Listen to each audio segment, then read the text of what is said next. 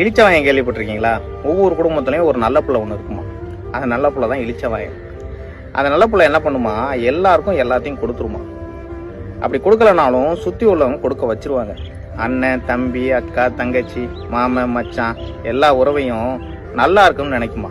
அப்படி நல்லா இருக்குன்னு நினைக்கிற அந்த ஒரு ஜீவன் ஒரு நாள் நல்லாவே வாழலாம். அதுக்கிட்டேருந்து எடுத்துக்கிட்டவங்க யாரும் திரும்ப செய்யவே மாட்டாங்களாம். அதுவும் எதிர்பார்க்காது, ஆனால் கண்டிப்பாக கஷ்டப்படும். ஆனால் என்ன, திரும்ப திரும்ப வந்து நல்லதே செஞ்சுக்கிட்டு இருக்கும். அது அடி வாங்கின மாதிரி யாரும் அடி வாங்கியிருக்கவே முடியாது. எவ்வளவுதான் அடி வாங்கினாலும் அது என்ன, திரும்ப திரும்ப வந்து அதை செய்கிறத செஞ்சுக்கிட்டு தான் இருக்கும். ஆனால் ஒன்றுங்க, அது கெட்டு போகாது. அதுக்கு பேர் தான் இளிச்சவாயன். நல்ல பிள்ளை, பேருக்கு தான் நல்ல பிள்ளை, ஆனால் இளிச்சவாயன். எவ்வளோதான் அடி வாங்கினாலும் நம்மளும் திருந்த மாட்டோம், நம்ம செய்கிறத செஞ்சுக்கிட்டு தான் இருப்போம். ஆனால் என்ன, அவங்க செய்ய மாட்டாங்க. அதுதான் நெத்திலியில் எதிர்க்கு பார்த்தீங்களா, இளிச்சவாயன்.